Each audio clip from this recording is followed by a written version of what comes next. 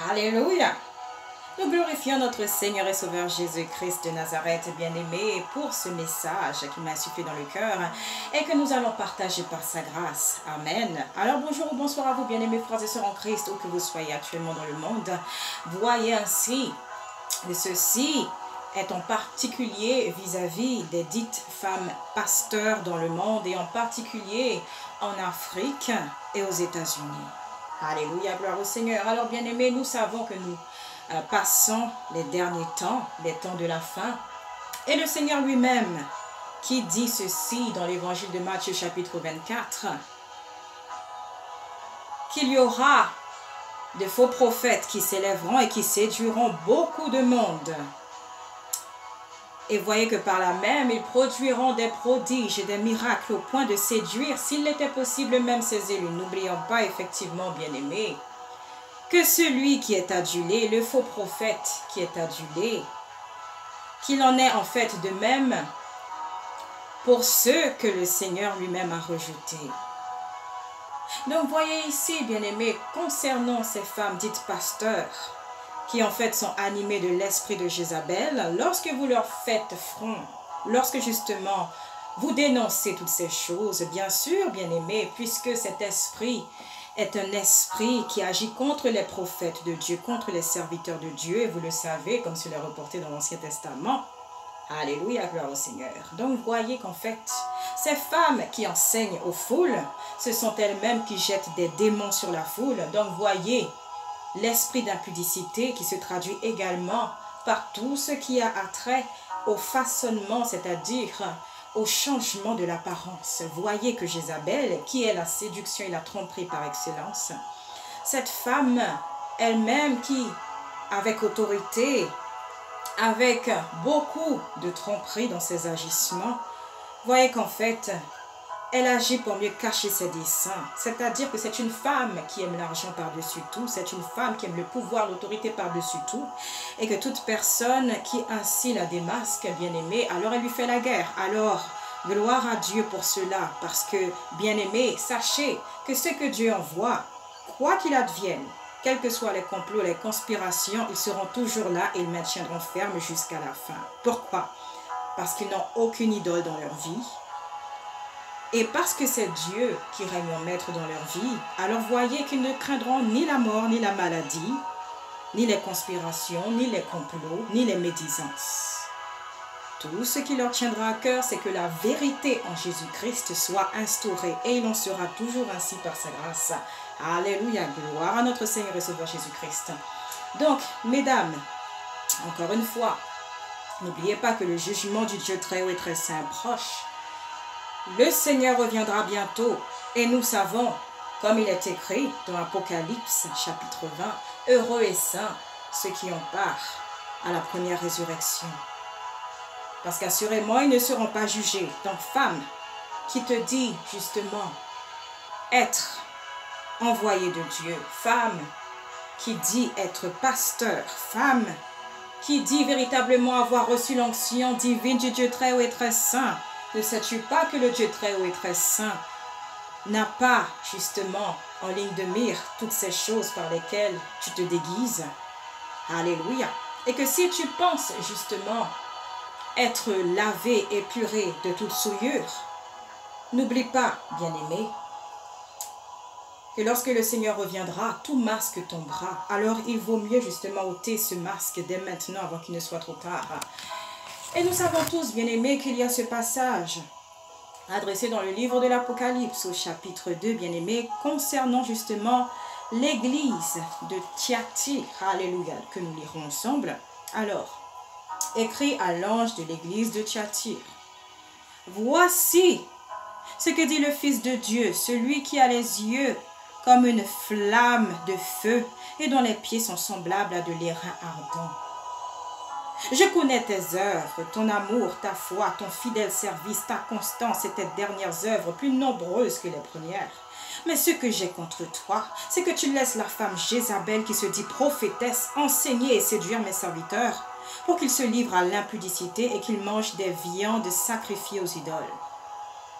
Je lui ai donné du temps afin qu'elle se repentît et elle ne veut pas se repentir de son impudicité. Voici, je vais la jeter sur un lit et envoyer une grande tribulation à ceux qui commettent l'adultère avec elle, à moins qu'ils ne se repentent de leurs œuvres. Je ferai mourir de mort ses enfants et toutes les églises connaîtront que je suis celui qui sonde les reins et les cœurs. Et je vous rendrai à chacun selon vos œuvres.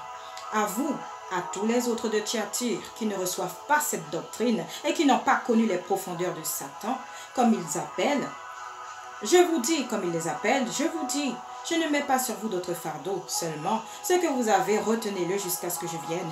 À celui qui vaincra et qui gardera jusqu'à la fin mes œuvres, je donnerai autorité sur les nations.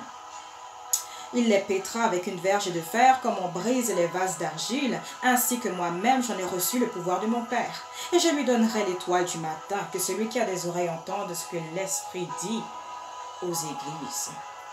Alléluia, gloire au Seigneur. Alors femme, si justement tu as un foyer, si justement tu as un mari, si justement tu as des enfants, si justement tout cela fait ta gloire, bien-aimé, si tu te repens de tes péchés, le Seigneur te fera grâce et assurément tu accéderas à la vie éternelle. Mais si tu te caches derrière ces choses en pensant que parce que justement tu les as, que le Seigneur, tu es dans ses faveurs, n'oublie pas, bien-aimé, de la même manière qu'il est écrit, que le Seigneur fait lever son soleil sur les justes et sur les injustes, et qu'il fait pleuvoir sur les justes et sur les injustes. Justement, afin que nulle chair ne se glorifie devant sa face. Donc, bien-aimé encore, si tu ne peux recevoir la saine doctrine, qui est la repentance, qui est la nouveauté de vie, la vie de sainteté, la soumission à Dieu, si tu t'évertues encore d'utiliser le nom de l'Éternel en vain, sache que le malheur te frappera au moment où tu t'y attendras le moins. Si tu continues encore de mener les brebis de Dieu en bateau, si tu continues encore de les mener vers la fosse, parce que comme il est écrit, un aveugle qui conduit un autre aveugle, tous deux tomberont dans la fosse. Si tu continues encore de mener les brebis de Dieu sur le chemin qui mène à la perdition, bien-aimé, n'oublie pas, comme il est écrit, que ceux qui enseignent seront plus sévèrement jugés. Alléluia, gloire au Seigneur. Alors que ta conscience maintenant, bien-aimée, soit épurée avant qu'il ne soit trop tard. Parce que comme nous le savons tous, notre Seigneur, notre Père et Créateur en Christ, il est miséricordieux, il est aimant. Ses compassions se renouvellent chaque matin. Et cela en faveur de toute âme qui peuple cette terre. N'oublions pas également que comme il est écrit, c'est la maison d'Israël qui sera premièrement jugée. Alors qu'adviendra-t-il de ceux qui n'obéissent pas à l'Évangile? Alléluia. Bien-aimés, nous glorifions notre Seigneur et Sauveur Jésus-Christ de Nazareth parce que vraiment, lorsque toute vérité sont dites, c'est de là qu'émergent ceux qui sont animés d'esprits impurs. Et voyez, c'est ainsi que nous testons les esprits parce que non seulement ils boostent en eux-mêmes et que Dieu vient en second plan, nous voyons ainsi que l'esprit d'orgueil anime ces cœurs-là. Nous voyons ainsi que l'esprit de médisance anime ces cœurs-là. Voyez, bien-aimés, que parce que justement, des personnes qui pensaient pouvoir m'intimider dans leurs agissements parce qu'ils se pensent être forts,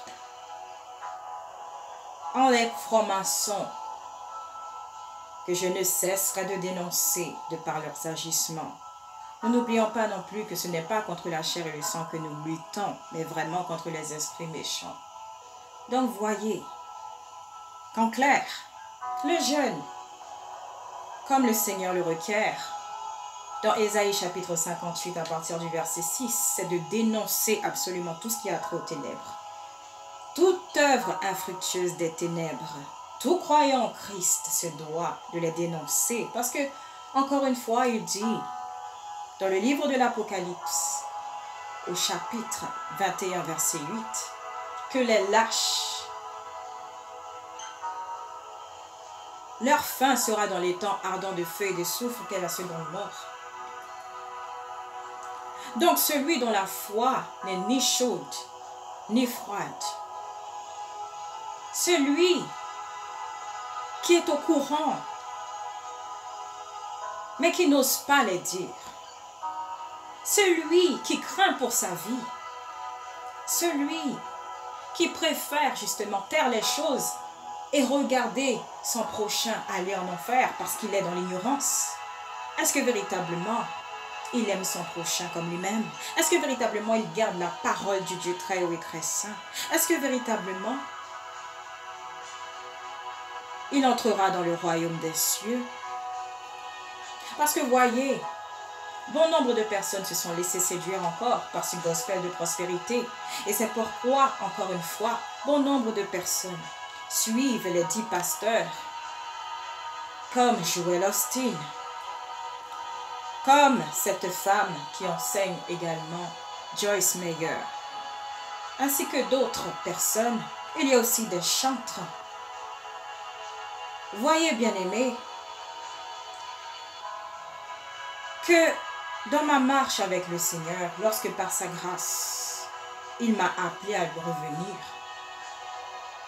il y a certaines chantres dont les chansons, justement, avaient tout ce qu'il y avait de plus sain. C'est du moins ce que je pensais au début. Mais lorsque le Seigneur aiguise en vous son esprit de discernement, vous voyez qu'en fait, ce sont des chanteurs du monde. Et qu'en vérité, ce n'est pas Dieu qu'ils servent, mais Satan. Donc, bien-aimés, encore une fois, nous bénissons le Seigneur parce que par ces messages de vérité, ceux qui disent appartenir à Dieu révèlent leur véritable visage. Et nous les bénissons abondamment en Christ. Parce que voyez, il n'y a aucune haine, aucune rancœur, aucune amertume lorsque ces choses sont dites. Mais toujours est-il que ce sont des avertissements. Et que si vous ne les prenez pas à la lettre, le Dieu très haut et très saint vous montrera par lui-même ce qu'il adviendra en temps et en heure. Alléluia. Gloire au Seigneur. Très bien-aimés à tous, si vous entendez la voix du Seigneur Jésus-Christ de Nazareth, si justement vous vous êtes abreuvé de commérage, si vous vous êtes détourné de la foi véritable en Jésus-Christ, si véritablement vous avez fait de pasteurs, de prophètes, de chantres, des idoles au détriment de Christ, repentez-vous de vos péchés avant qu'il ne soit trop tard. Parce que n'oubliez pas, le Seigneur peut frapper à tout moment. Alléluia.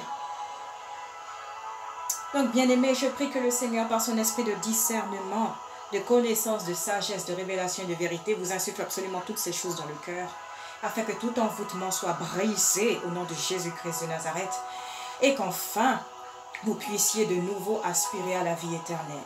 Alléluia. Gloire au Seigneur. Restez abondamment bénis en Christ, et à très bientôt par sa grâce.